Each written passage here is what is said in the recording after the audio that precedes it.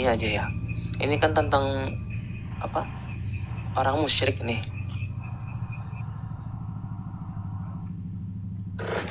Wah,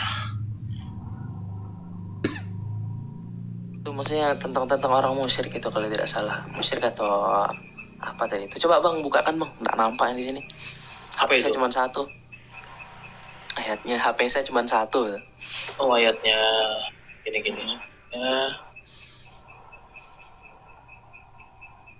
Ya, terima kasih ya teman-teman yang sudah bergabung semuanya. Yang belum follow silakan teman-teman mau follow silakan ya. Yang sudah bergabung yang di TikTok dan di YouTube, terima kasih untuk partisipasi teman-teman semuanya ya. Oke, silakan bro. Mereka menjadikan orang-orang alimnya dan rab-rabnya mereka sebagai Tuhan selain Allah. Dan juga mereka mempertuhankan Al-Masih putra Maryam, padahal mereka hanyalah disuruh menyembah Tuhan yang Maha Esa. Tidak ada Tuhan yang berhak disembah selain Allah. Selain Dia itu Allah, Maha Suci Allah dari apa yang mereka persekutukan. Jadi mereka ini, kalau menurut Abang gimana? Mereka, bahasa mereka ini siapa sebenarnya? Bagi Abang ini. Oh, kan kita ke tafsir aja. Ke Asbabul Nuzul juga, tafsir daripada Ibnu Katsir ya. Berat ini. Tafsir Ibnu Katsir bro, di apa namanya, surah At-Taubah 31 tadi. Nah, di sini konteksnya, ada konteksnya ya. Nah, itu terlalu kecil banget ya. Bisa dibaca kok, bisa dibaca. Oh iya, bisa juga pakai itu, boleh. Ada cuplikannya sedikit supaya agak jelas. Di situ saya maju-maju nanti agak susah itu. Iya betul. Oke, ini Ibnu Katsir ya, At-Taubah 31. Oke.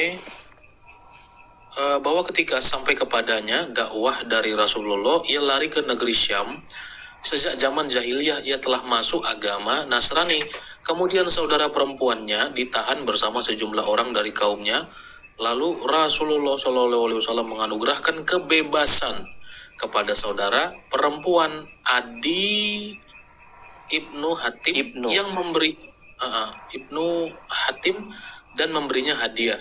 Saudaranya perempuan Adi Ibnu Hatim kembali kepada saudara lelakinya dan menganjurkan untuk masuk Islam dan menghadap kepada Rasulullah SAW. Akhirnya Adi datang ke Madinah. Dia adalah, katakan di sini, pemimpin dari kaumnya, yaitu kabilah Tai, dan ayahnya yaitu Hatim At-Tai, terkenal dengan kedermawanannya. Maka orang-orang Madinah ramai membicarakan kedatangan Adi Ibnu Hatim. Adi masuk menemui Rasulullah SAW, sedangkan pada leher Adi, nah ini konteksnya nih, pada leher Adi tergantung salib yang terbuat dari perak. Kelihatan ya teman-teman, terbuat dari perak. Saat itu Rasulullah SAW sedang membacakan firman-Nya. Nah, konteks itulah firman-Nya itu nuzul, ya kan? Mereka menjadikan orang-orang alim dan rahib-rahib mereka sebagai Tuhan selain Allah. Atau 31. Adi melanjutkan kisahnya bahwa ia dijawab sama Adi nih. Berani-beraninya dia jawab. Nih, dia menjawab, sesungguhnya mereka tidak menyembahnya. Nah, ya. Jadi waktu Nabi Muhammad mengatakan mereka ya menjadikan alim-alim dan rahib-rahib mereka sebagai Tuhan, sebagai Allah, Tuhan selain Allah, Adi melanjut kisahnya. Mereka nggak menyembahnya, ya. Mereka tidak menyembahnya. Menyembahnya siapa? Ya, menyembahnya Adi. Siapa? Ya, Adi. Ini tadi tidak menyembahnya itu alim-alim dan rahib-rahib toh. Nah, kemudian Rasulullah bersabda tidak. Tuh, jadi ada kalau ibarat diksi yang saya pakai ada perbantahan di situ. Jadi Adi membantah Nabi Muhammad bantah balik. Tidak, kata Nabi Muhammad. Sesungguhnya mereka mengharamkan yang halal bagi pengikutnya. dan menghalalkan yang haram bagi mereka. Lalu mereka mengikutinya. Yang demikian itulah ibadah mereka kepada orang-orang alim dan rahib-rahib mereka. Nah, ini sesuai ya teman-teman dengan apa yang ada di sini. Jadi demikian itulah ibadah mereka. Nah, teman-teman boleh lihat ya. Memang ini gede banget ya. Nah, jadi haram jadi halal, halal jadi haram. Kalau itu diikuti,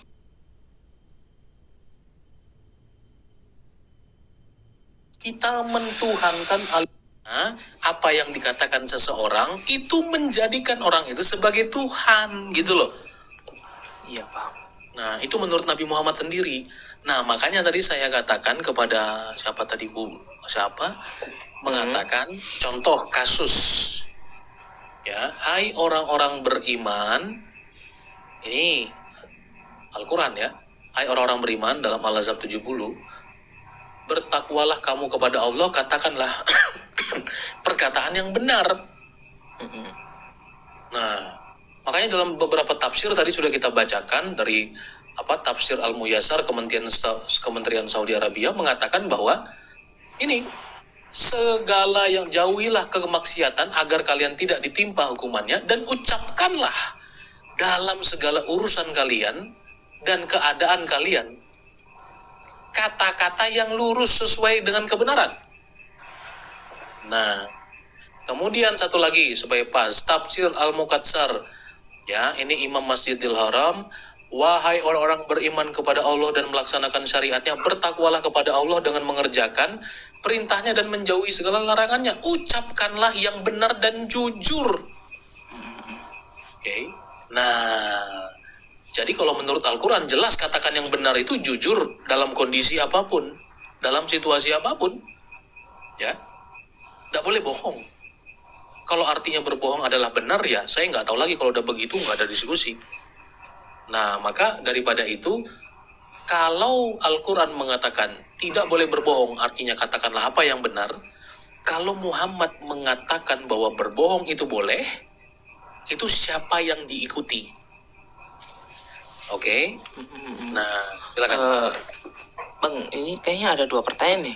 Tadi At-Taubah ayat 31, terus dengan yang ini ya, Al-Ahzab ya. Kalau saya fokusnya tadi ke At-Taubah gitu ya, Bang. Tadi abang bilang di Al-Quran tadi itu ya, di mana At-Taubah 31, mereka itu siapa sih sebenarnya? Mereka itu ya orang Nasrani yang menyembah rab-rabnya gitu ya, rab-rabnya tadi itu Rahib mereka. rahib mereka gitu. Berarti orang Nasrani gitu yang tidak bertakwa kepada Allah. Makanya Nabi Muhammad tadi menjelaskan, kan itu ada kata mereka, Bang. Mereka itu kaumnya sih Nasrani gitu, Bang. Kami si rahib-rahibnya itu yang saya pahami gitu. Jadi nggak jauh amat sih sebenarnya. Di atasnya 31 kan ada tuh, Bang, penerangannya gitu. Keterangannya kok ini turun ke 31 jauh sekali. Maksudnya gimana? Gini, Bang, tadi ayat 31 itu menerangkan orang-orang musyrik yang tidak menyembah Allah tapi malah menyembah rahib-rahibnya. Rahib-rahibnya itu siapa? Ya orang Nasrani, Bang. Guru-guru mereka. Rahib-rahibnya. Kan di situ ada kata, ini di sini ada perkataan mereka jadikan orang-orang alimnya dan rahibnya mereka sebagai Tuhan. Itu ada kata mereka, Bang. Mereka ini pengikutnya rahib-rahibnya. Makanya tadi saya tadi baca dari satu aja ya, dari ayat pertama enggak sampai 25 sih saya baca. Cuman keterangannya di situ orang-orang musyrik, Bang. Gitu. Ya, tapi definisi yang sedang dijelaskan dari Al-Quran adalah apa sih mentuhankan itu menurut Muhammad? Mentuhankan itu apa menurut Muhammad sendiri? Tadi dari tafsirnya kan kita udah baca, bro. Paham kan? Bahwa menurut Muhammad, ibadahnya atau menjadikan rahib-rahibnya sebagai Tuhan itu karena mereka terlalu tunduk, terlalu patuh sepenuhnya kepada rahib-rahib, kepada alimnya, ya, mereka tunduk sepatuhnya, sepenuh-penuhnya mereka taat kepada rahib-rahibnya ini, itulah ibadah mereka kepada mereka. Itulah ibadah umat-umat dalam hal ini Umat-umat Nasrani. Iya, umat-umat Nasrani kan di situ. Untuk umat Nasrani, ya, Nasrani di sini zaman konteks Muhammad, dan Muhammad mengatakan tunduk kepada rahib-rahib, patuh sepenuhnya, itulah ibadah. Gitu loh. Iya, rahib alimnya itu, alimnya dan rahib-rahib itu kan kayak imam, Bang. Imam bagi orang Nasrani, Bang. Imamnya. Betul. Kalau iya, itu bukan imamnya orang Muslim ya. Itu bukan imamnya orang Muslim. Saya nggak ke situ. Yang perlu kamu ketahui betul. bahwa menurut Nabi Muhammad mentuhankan itu apa? Itu yang saya kejar. Nah, jadi makanya Adi mengatakan begini, ya, perhatikan baik-baik. Sedang membacakan firman-Nya, ya, mereka menjadikan rahib-rahibnya sebagai Tuhan, ya. Nah, kenapa Nabi Muhammad bisa ngomong begitu dalam Al-Quran? Itu kan firman Allah, oke lah, ya kan? Nah, Adi melanjutkan kisahnya. Adi ngomong nih, sesungguhnya mereka tidak menyembah kepada siapa. Baca yang ini, Bang. Yang warna ya itu di jarinya, Bang. Ini. Jari sebelah kiri. Ya. Jadi menurut Nabi Muhammad, orang Nasrani mentuhankan orang-orang alim dan rahib-rahibnya dan beribadah kepada mereka karena orang-orang Nasrani terlalu taat kepada mereka tanpa batas, yaitu sampai-sampai mereka menuruti jika rahib-rahib dan orang-orang alim itu mengharamkan hal yang halal atau sebaliknya. Iya. Nabi Muhammad loh ini. Iya, makanya bahwa menurut standar dari Muhammad, standar Nabi Muhammad nih, standar Nabi Muhammad terlalu taat sepenuhnya, enggeh bae, ikut-ikut aja, itu menjadikan dia sebagai Tuhan, ikut patuh sepenuhnya. Itu standarnya tadi Nabi Muhammad ini. Jadi waktu sesuatu itu menghalalkan yang haram dan mengharamkan yang halal, dan itu diikuti sepenuhnya oleh pengikutnya, itu sama aja menjadikan dia sebagai Tuhan. Ngerti nggak? Tadi persoalannya di situ. Itulah ibadah mereka kepada orang-orang alim mereka. Nah, tapi Adi, seorang mantan, dia ngatakan enggak kok. Tapi Nabi Muhammad kasih kategorinya adalah mengharamkan yang halal bagi para pengikutnya dan menghalalkan yang haram bagi mereka, lalu mereka mengikutinya. Demikian itulah ibadah mereka. Nah, itu ibadahnya ya, Bang, ya, ibadah orang-orang Nasrani ya, bukan ibadahnya orang Muslim.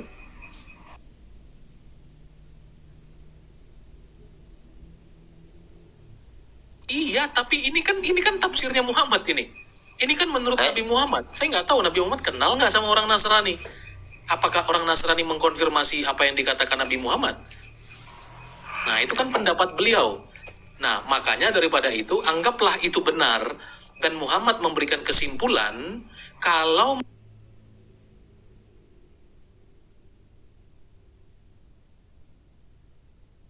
ibadahnya.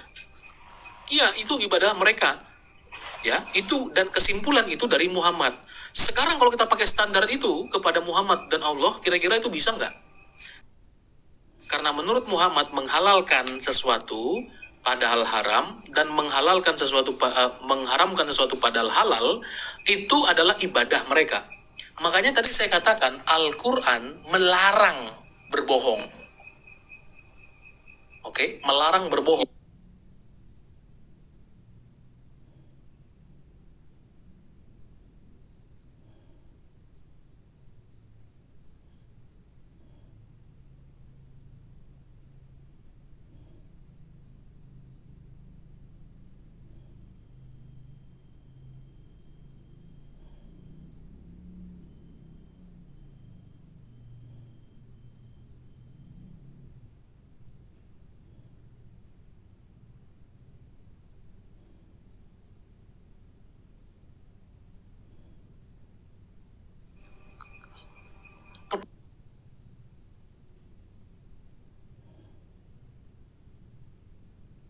Perkataan aja nggak ada. Jadi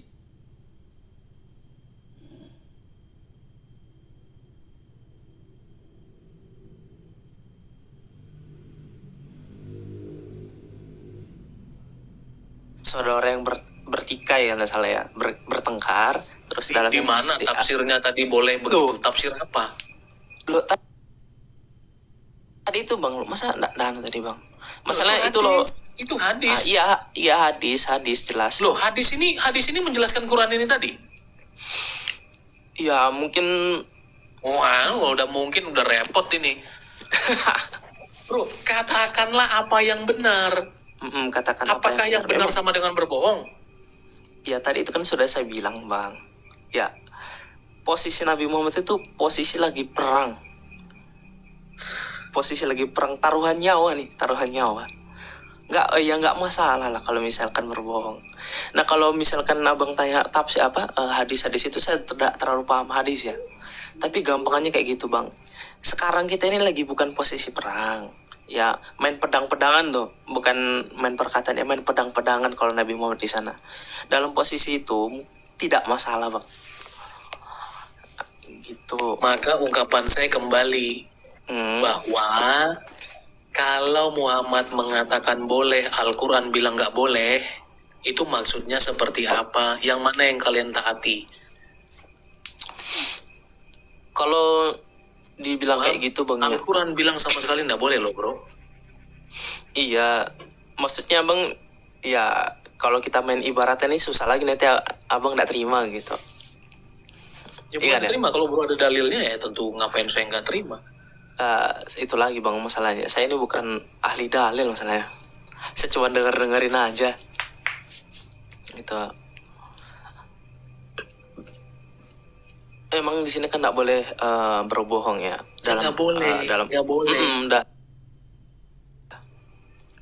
Nah, banyak hal yang berbohong gitu. Muhammad menghalalkan itu. Itu bang, kenapa Muhammad menghalalkan itu? Coba abang perhatikan baik-baik. Coba perhatikan baik-baik yang 3 hal itu bang. Yang 3 hal, satunya perang. Saya nggak masalah 3 hal itu dalam hal apa. Yang mau saya soroti adalah bohong itu absolut boleh atau tidak menurut Al-Quran. Kalau dalam Al-Quran ya bang ya nggak boleh lah. Tidak boleh. Siapa yang mau ganggu gugat itu? Siapa? Iya. Nah makanya kalau standar yang digunakan Muhammad tadi dalam konteks bahwa dia menjudge orang-orang mentuhankan sesuatu, itu kategorinya orang itu menghalalkan yang haram dan mengharamkan yang halal. Sekarang Muhammad dalam posisinya sekarang ini, Allah katakan tidak boleh bohong, Muhammad bilang boleh bohong dalam 3 hal. Yang mana mau kalian ikuti? Kalau kalian mengikuti Nabi Muhammad, berarti kalian menjadikan Nabi Muhammad Tuhan selain Allah. Ya, orang-orang yang beriman. Aduh, jadi argumentasinya itu dalam hal ini berbohong, bro yang harus cari. Saya menunjukkan satu dalil, maunya bro tunjukkan begini, ini Nabi Muhammad juga melarang loh bang. Atau Al-Quran membolehkan loh bang, berbohong dalam konteks tertentu. Itu diskusinya begitu kawan. Bro harus cari dalil dalam Al-Quran yang membenarkan berbohong terlebih dahulu. Kan begitu. Masa saya membuktikan itu? Bro yang harus buktikan bohong itu haram, tidak boleh menurut Muhammad gitu loh. Ya, padahal dari hadis-hadisnya ini jelas kok itu dusta.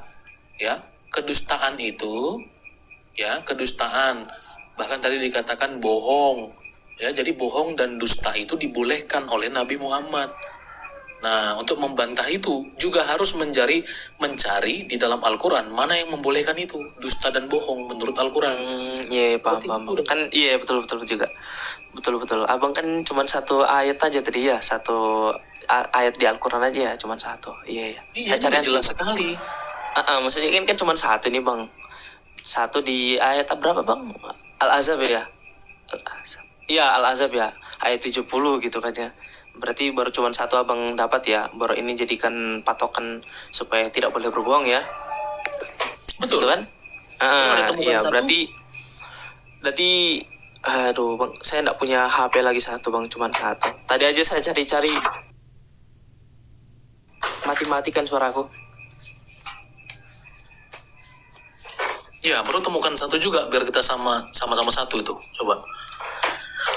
Tapi suaraku mati nih bang kalau saya anu nih. Saya cari. Bro sebutkan aja surahnya, saya bantu buka di sini. Ya itu lagi belum saya dapat tadi. Saya juga nggak terlalu hafal kalau soal anu begini.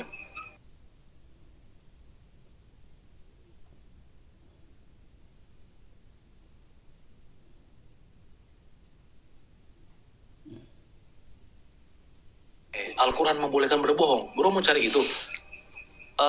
Kalau mau dicari begitu sih seharusnya tidak benar memang ya. Cuma nanti saya cari yang Jadi mendekati yang bro mau cari sekiranya ini apa gitu. ini? Yang bro mau cari ini apa? Ya ini, abang kan tadi tanya, tapi dalam satu ayat saja. Hai orang-orang yang beriman, bertakwalah kepada Allah dan tidak boleh berbohong situ ya bahasanya. Berbohong itu Bukan tidak boleh haram, berbohong, gitu. katakanlah apa yang benar. Katakanlah apa yang benar. Nah, eksplisitnya ya memang jangan bohong. Iya, itu kan Dalam tafsir tadi ingat ini baik-baik dalam tafsir ya. Ya, nih. Dalam segala urusan kalian, keadaan kalian. Ya, segala urusan loh. Berbohong kepada istri itu urusan nggak? Peperangan urusan nggak? Mendamaikan orang urusan nggak? Urusan toh. Nih. Kemudian nih, ucapan yang benar dan jujur. Loh, saya nggak tahu kalau ucapan yang benar dan jujur bisa jadi bohong. Nah, jadi memang langsung galau kawan, langsung galau ini. Di satu sisi kalau ikut bukan Muhammad, langsung galau bang, bukan langsung galau nih, semangat nih carinya nih. Pertanyaan ini antara saya yang bodoh atau pertanyaan yang keliru gitu saja sebenarnya. Iya, kamu tinggal cari dalilnya tuh bahwa Al-Quran bohong itu boleh, silakan. Masalahnya gini bang,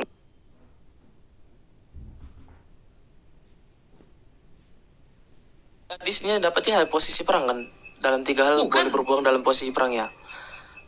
Kan Saya kamu tadi bilang Muhammad dalam posisi perang. Siapa yang bilang Muhammad dalam posisi perang? Nabi Muhammad sedang tidak berperang, dia lagi berkata-kata, dia lagi bersabda. Iya, Nabi Muhammad tidak posisi perang, tapi keesokan harinya lusa-lusanya bulan-bulan kan mungkin aja perang bang. Waduh, jangan mungkin dong. Bedanya kita. Nggak terus apa hari ini ngomong tapi dikaitkan ke besok-besoknya, lusa-lusanya, kapan-kapan dia perang. Gimana sih? Gimana, brother? Nah, silakan kamu cari dalil pembanding tadi dalam Al-Quran. Saya kasih kamu waktu kok, brother. Saya kasih kamu waktu. Silakan kamu cari dulu. Kalau kamu ketemu, silakan. Bro naik. Iya, paling tidak minimal kamu kuasailah kitab sucimu. Ya insya Allah saya usahakan. Shalom. Tapi kalau Selamat malam. dibilang kuasai sih sebenarnya. Ya maksudnya dikuasai minimal kamu tahu. Jangan masa yang di luar kamu tahu. Jadi bisa ya kalau Shalom Galina. Bentar Bang Isan. Shalom Pastor Cipta. Shalom semua yang bergolongan nggak jadi baik di TikTok maupun yang di YouTube. Semua jangan lupa diberi berkenan, diberi cinta selalu oleh Tuhan Yesus, karena itu selalu terus berkarya dalam kemuliaan Tuhan kita. Amin. Amin. Amin.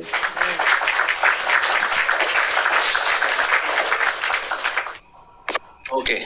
Gimana, Bro Isan? Oke. Mau cari dulu? Oh iya, saya cari dulu. Karena HP saya cuma satu masalahnya. Ya, cari dulu. Supaya ya masalahnya nanti request langsung saya naikkan. oh iya, masalahnya saya takut salah ini. Dicari Ya, aja dulu, nggak apa-apa. Oke ya. Ya. Oke. Terima kasih, Bro. Ya, sama-sama. Oke.